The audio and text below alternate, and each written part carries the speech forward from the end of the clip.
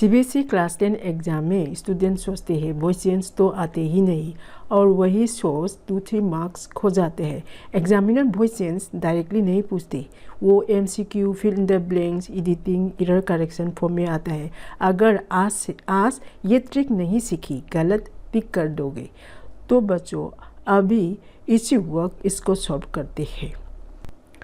बच्चे आज हम सीखेंगे एग्जाम में गिवन क्वेश्चन को कैसे पता करें। सेंटेंस एक्टिव वॉइस है या पैसिव वॉइस, बिल्कुल इजी ट्रिक से।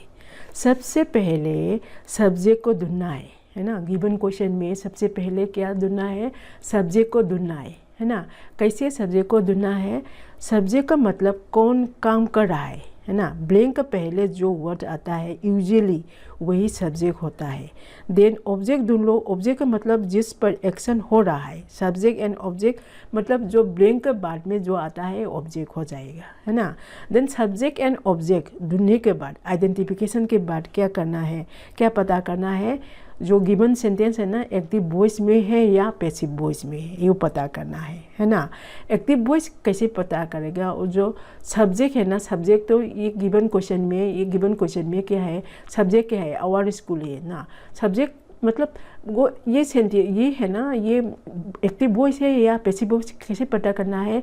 तो एक्टिव मतलब एक्टिव वॉइस होने के लिए सब्जेक्ट है ना, subject doing the action to the object, मतलब सब्जेक्ट है ना वो काम कर रहा है क्या, डूअर है क्या, रिसीवर ऑफ द एक्शन है ये क्या। रिसीवर ऑफ द एक्शन होने से क्या होगा?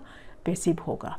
देन एक्टिव कब होगा? सब्जेक्ट कुछ काम कर रहा है ना। जो गिवन क्वेश्चन है ना एक्टिव वॉइस है या पैसिव वॉइस है, पता करने के बाद क्या करना है? एक्टिव वॉइस होने से पेज ऑप्शन में कैसे चुनना है? पैसिव ऑप्शन को हटाएगा, है ना। देन जो गिवन क्वेश्चन है ना पैसिव वॉइस होने से एक्टिव ऑप्शन को हटाएगा। तो नेक्स्ट देखो, हम अभी पता कर लिया जो एक्टिव वॉइस है या पैसिव वॉइस है। इसके बाद क्या करना है, कैसे चुनना है? जो ऑप्शन है ना कैसे कौन चुनना है? तो इलिमिनेशन टिक करके। जैसे कि गिवन एग्जांपल में देखो, ये सेंटेंस में our school theirs first place in the regional science fair है ना। ये गिवन क्वेश्चन जो ये क्या है? ये आवर स्कूल तो ये है क्या है? पैसिव है ना, पैसिव वॉइस है। तो एक्टिव ऑप्शन को हटाएगा। एक्टिव ऑप्शन कौन कौन है? अवॉर्डेड भी क्या है? एक्टिव ऑप्शन है ना। देन हैड अवॉर्डेड भी एक्टिव ऑप्शन है। देन बचा है was awarded and has been awarded, है ना। तो दोनों से कौन सा सिलेक्ट करेगा? दोनों से कैसे सिलेक्ट करेगा? तो वो है ना, सेंटेंस के मीनिंग क्या है? We have exciting news to share, है ना। इसका मतलब वो सेंटेंस प्रेजेंट है ना। तो प्रेजेंट होने से क्या होगा? हैज़ बीन अवॉर्डेड, ये ऑप्शन सही होगा, राइट ऑप्शन होगा। ऐसे सिलेक्ट करना है। तो एग्ज़ाम में जो मतलब फट से मतलब जल्दी कैसे पता करना है जो गिवन क्वेश्चन है एक्टिव वॉइस है ना पैसिव वॉइस, ये ट्रिक यूज़ कर सकते हैं। देखो कभी जो भार्ब को पकड़ना है, भार्ब में जो है ना ES नहीं तो S लगाने से सिंपल प्रेजेंट में, है ना, सिंपल प्रेजेंट में लगाने से मोस्टली एक्टिव वॉइस होता है ना। देखो द प्रिंसिपल अनाउंसेस ऐसे करके, है ना। भार्ब में V1 भार्ब में S और ES लगाने से क्या होता है? मोस्टली यूजुअली क्या होता है? एक्टिव वॉइस होता है। लेकिन मैं नहीं बोल रही हूँ क्योंकि वो अप्लाइज करेगा ED ना, APPLIED होने से ना एक्टिव नहीं है, वो भी एक्टिव है, हाँ वो भी एक्टिव है। She applied for the scholarship, ये भी एक्टिव वॉइस है। द प्रिंसिपल अनाउंस के जगह अनाउंस ED CED होने से क्या होगा?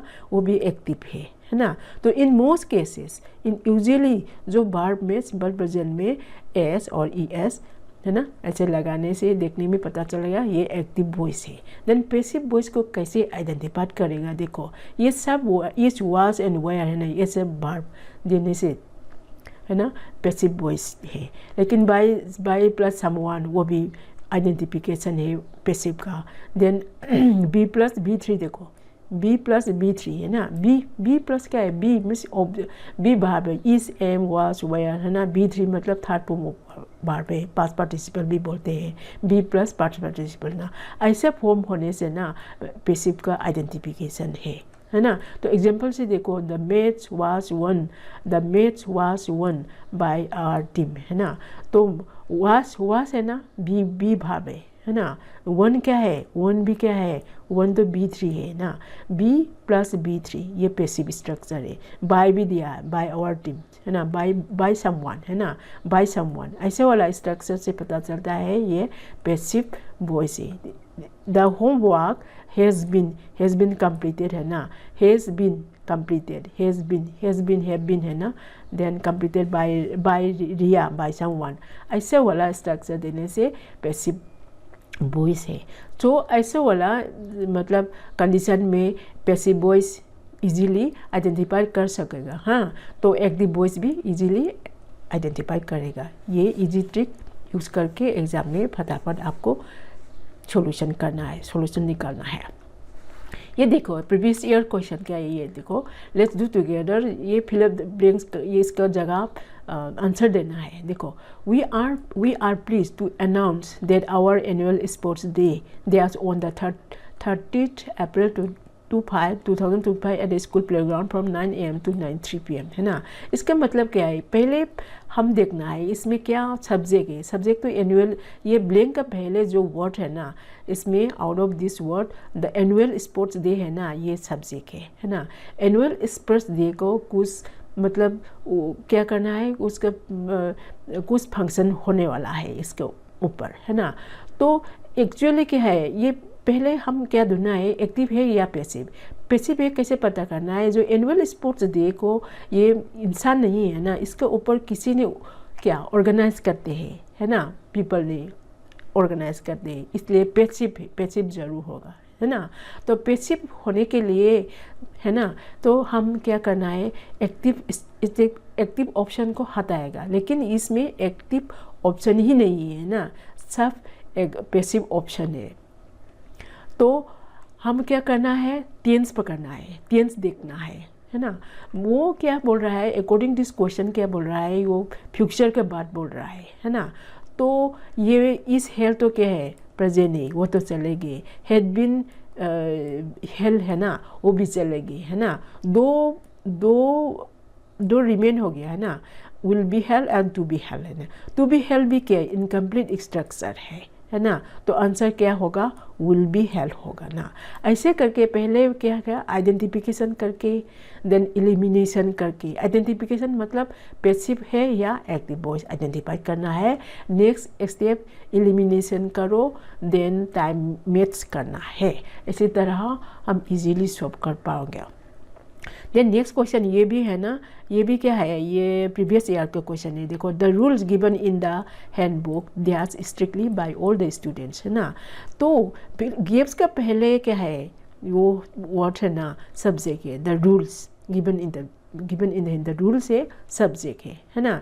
स्ट्रिक्टली बाय दिया है ना, इजीली हम पता करते हैं, by all student, by plus someone है ना, ये पैसिव स्ट्रक्चर है। तो इससे इजीली पता करते हैं वो पैसिव है। तो पैसिव होने से क्या है, एक्टिव ऑप्शन सब एक्टिव ऑप्शन को हटाएगा है ना।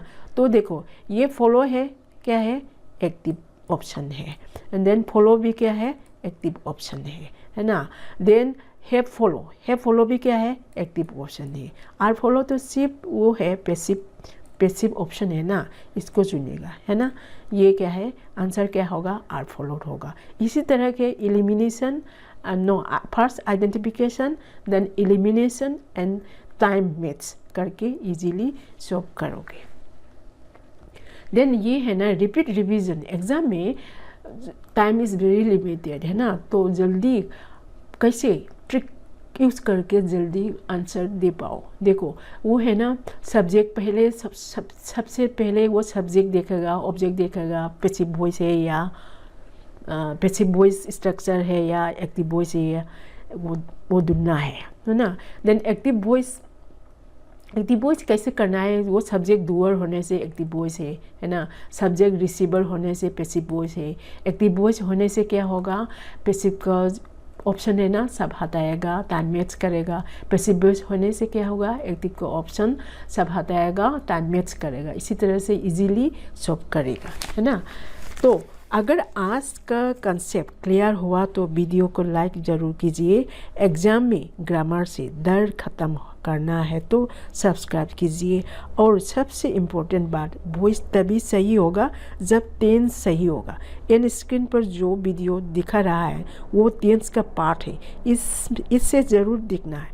मिलते हैं नेक्स्ट वीडियो में।